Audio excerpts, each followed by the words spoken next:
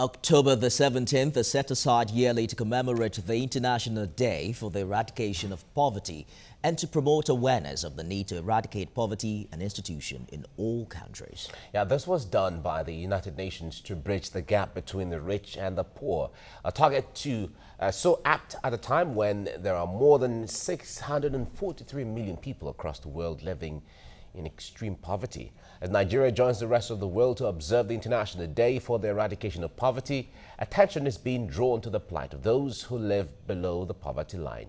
Well, a recent report published by the Brookings Institute adjudged Nigeria the poverty capital of the world.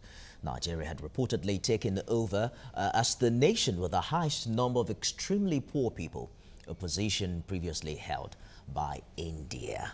It's a the way it's put, a position held by, when you look at the rankings, it looks like, okay, we're just going, it's a trophy we have to win, or medals.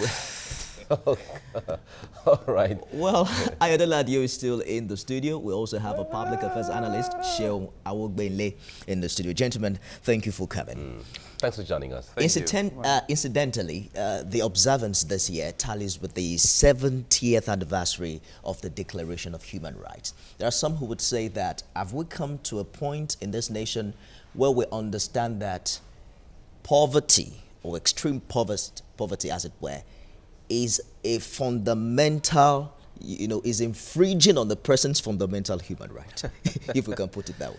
Well, I'm not sure that we've come to that point, because if we had, we wouldn't have experienced a case when the last 30 years there has been no significant dent in the levels of unemployment and poverty in Nigeria. What you have seen in the last 30 years is that you've had more unemployed people consistently, more people falling below the poverty line in the last 30 years. And this is exactly the same amount of time where other nations and other countries that were poor within that same period, if you take from 1980, other countries have done significantly well dealing with poverty in their country. Take a country like Indonesia, for instance. In 1998, the amount of people living in extreme poverty were about 153 million people. By 2017, which was last year, you had just about 15 million people living in extreme poverty, which means they were able to lift over 120 people or 30 million people out of poverty in that space of time. Of course, we know the significant impact China has had on the global poverty index by raising or lifting about over 800 million people out of extreme poverty after 3 to 4 decades of reforms, which, about 70% of the population of world people were lifted out because of the progress that China has significantly made. And it's sad to see that we have the progress that China has significantly made. And it's sad to see that we have overtaken India.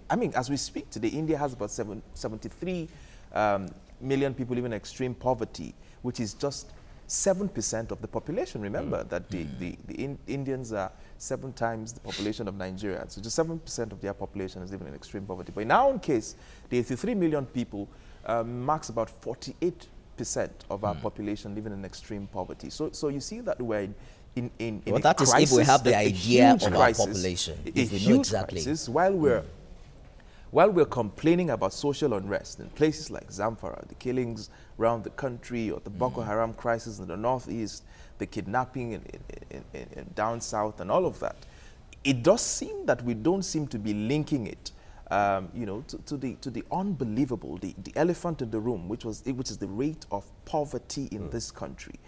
The amount of people who have no decent jobs. And remember that this 83 million people are those living in extreme poverty. There's a huge amount of people living on the poverty line, on the borders. So you have a huge problem in your country, and it doesn't look like there's an emergency to fix it. All right, let me bring Sheon in here. Data shows that Nigeria, from the records of the World Bank, that by 2030, if you check our population, will be overtaking the United States based on population. By 2050, Nigeria will now become the 3rd most populated country in the world after China and India, having roughly about 400 million people. If we look at that standing from where we are right now, we were not able to achieve our MDGs at the time it was on. Now we have the window of the SDG and all of that. And eradicating poverty is one of the goals. How critical are these things to the prosperity of Nigeria? Well, basically, it has to be reiterated that Nigeria has unmatched economic potentials. And then, again, side by side, we'd have to just oppose what has been the priority of our government, you know, in the long term. And I think before now, we actually have a government that does, you know, prioritize physical capital over human capital. And then we have government who would say, and they would tell us that, you know, when you actually invest a lot in, you know, in physical capital, it's going to stimulate the economy. There's going to be a trickle-down effect, which is going to, you know, there will be a liquidity flow, as the case may be. But what we have seen is that the question now is, why hasn't that, you know, resulted in a whole lot of, you know, economic prosperity? Now, in trying to talk about sustained prosperity, I think one of the things that has to be said is that now, just like the ERGP, the Economic Recovery and Growth Plan, does actually identify, you know, investing in the Nigerian people as a strategic, you know, objective. But then the execution priority does not reflect that. It doesn't reflect, and it doesn't reflect it because, you know, in the last 3 years, you begin to ask yourself the quota that's been, you know, that's been allotted to education, to health, and then opportunities. These are the tripod that actually makes, you know, these are the tripod that, you know, you say when you talk about poverty, because there's this thing about quality of living and cost of living. There's a certain standard that, you know, an average person wants to attain in the society. Now, when they can't get to it, then they have to spend more for it. Then that naturally does show up their expenditure. And then it brings about, you know, an increase in their level of, in their cost of living. And because public schools are nothing to write home about, you know, they are an absolute decay, people have to go to private schools so that they can actually, you know, make up for a certain standard of living. Now, what you have is that Nigerians now have to, you know, find a way to mitigate all of this, and then they have to spend more. Now, going forward, we need to begin to ask ourselves, what should be the priority of government? I mean, in the last 3 years, the government has been spending an average of, I think, about 7% or thereabout on education, and then about 3% on health, if I'm not mistaken. So, I mean, this is not the way to go. We need to begin to, you know, set our priorities straight. Investment in infrastructure should actually, and in competitiveness, should actually go side by side with investment in the Nigerian people that is taking their health and education seriously, and also expanding, you know, the nets for opportunities. We have to expand, because when you actually say, oh, you know, we have a GDP growth of 1.95%, and then, you know, it does not reflect in the life of Nigerians. I mean, that's where, I mean, we have a population growth of about 3%. On average, our GDP should also be growing at that pace. That's about, you know, to commensurate at the very least 3%. But actually, we're doing less than 3% for even our GDP. But even when you do have a positive growth, the positive growth that does not expand the opportunities for employment and for opportunities is, I mean, it's a jobless growth. You know, sometimes I wonder if we can go to the bank with statistics, for instance, from Brooklyn's institution report. Well, you take that, and then on the other side, you're listening to what the government is saying. Just a few days ago, on October the 4th, in Mr. President's speech, I'm going to quote him now. He says, "We are gradually strengthening the economy with a stable naira and falling inflation rate. We're building an economy that is moving away from over-reliance on oil. Consequently, we have witnessed massive return to farms and seen bumper harvest despite recurring floods across the country." It's a totally different scenario from what we're talking about here. I give you one advice, and you take it from the Vice President Joe Biden, former Vice President of the United States of America, who said, don't follow the headlines, follow the trend lines. Forget what people say, just look at the numbers. I mean, he's just told you we're doing a growth of 1.8, 1.9%. And I tell you very sincerely, you need to grow for an average of 70% for at least a decade to double per capita income. 7% for a decade to double per capita income. And we are unable to even grow for 2-3% in the last 2-3 years with our population growth. What it means is that you're headed for a lost decade. So we would have lost an entire 10 years again because you're unable to grow significantly. And I think we need to begin to take all these issues a lot more seriously than than some of the rhetorics that we read on newspapers.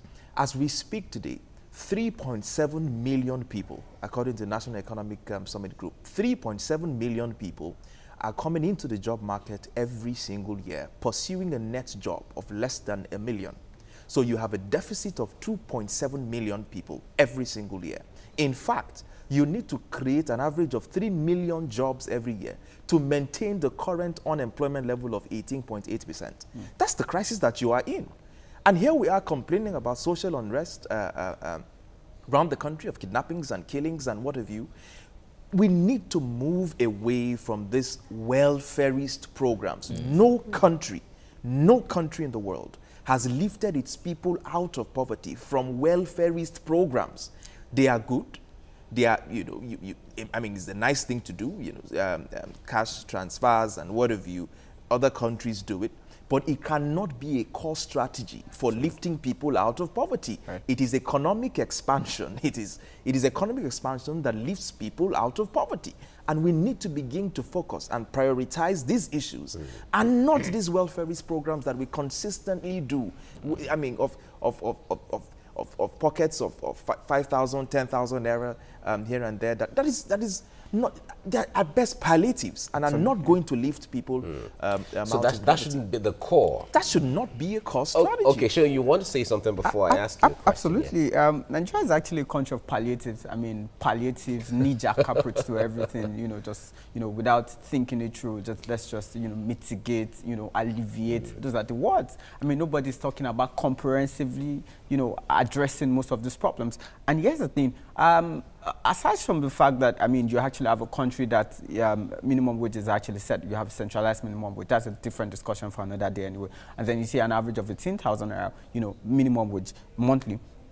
But the point is, you also have to consider some certain factors that does make that does make the money grossly inefficient and inadequate for most Nigerians. You have to factor the fact that you still have a country that is, that's had to deal with the scourge of inflation or, double-digit inflation in the last, couple of years, right? I mean, you also have to, factor the fact that unemployment is growing. You factor the fact that interest rate is, is also interest rate is also double-digit, and then they say, you go to the banks and you are going to get for 14%, but that's not true. I mean, you're going to be getting as high as 18%. So the cost of even starting the business is also, is unprecedented. So we have to, when you factor most of these things, then you are rest assured that palliatives is not the way to get Nigerians out of poverty.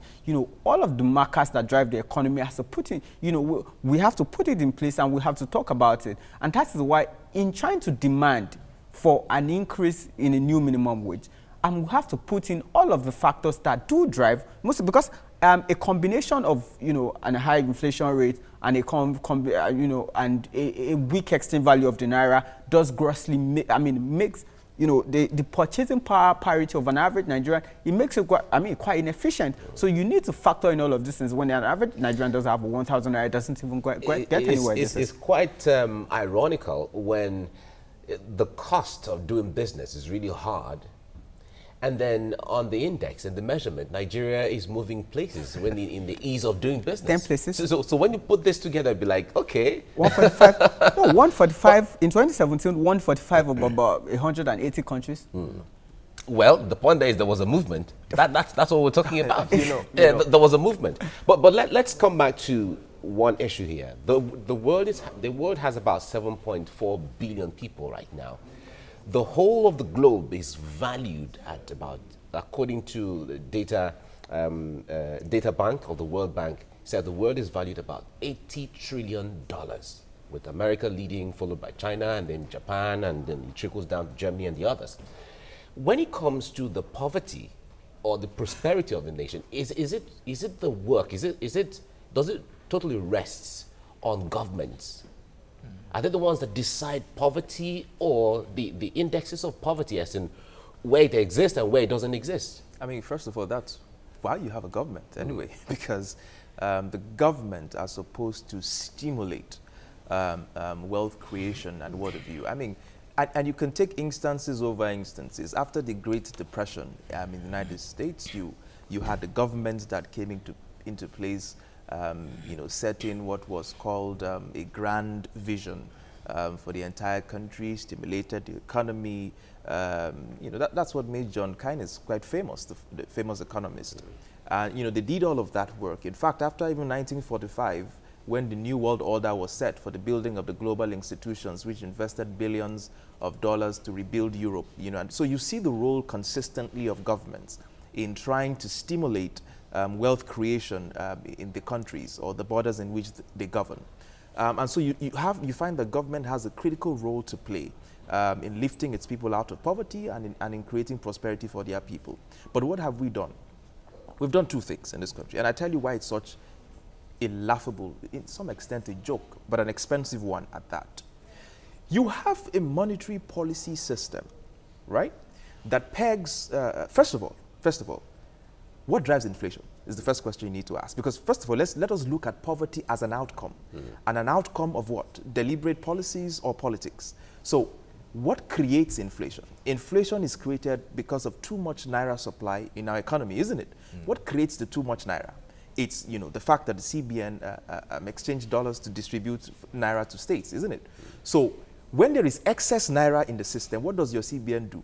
They buy off that same naira and pay an interest for it. So they pay 14, 15, 16% interest to banks to sterilize that naira. That naira that they buy off is not going back into the economy. It is sterilized. So they are paying the banks 14, 15% interest for doing absolutely nothing for a problem that they themselves created. So the resulting effect is that you cannot borrow money at less than 25%. So an average businessman or an average manufacturing company is borrowing at between 25% to 30%. So your factories are definitely going to close. You cannot compete whatsoever. So you have high inflation rates that makes banks, the cost of borrowing extremely high, that makes it impossible for manufacturers to borrow money, that makes it impossible for that manufacturers to create jobs in the economy. Low and then you productivity. have a whole lot of unemployed people. Aside that, then there is this funny drive that I keep hearing on the pages of newspapers, where governments or governors are beginning to celebrate the increase of IGR. You know, they tell you that we moved IGR from 1 billion to 2 billion. Good as it sounds, which is important to generate income as a government, good as it sounds, is that if you look at the data, there is no correlation between the increased level of IGR and the increased level of employment in that state. The IGR that they are increasing is not creating new jobs. And you know why? Because you're strangulating the current businesses at that time. You're taxing them more, you're collecting more monies from people who existed, and you're not creating any significant value. It's all right, gentlemen. We have to go now. Interesting discussion. I think we have to carry this over and hope that the government can do something decisive over time. Shewa Ogbenle, thank you for joining us. Ayo Dele Adio, it's good to have you always. Thank you. Thank you, gentlemen, for coming.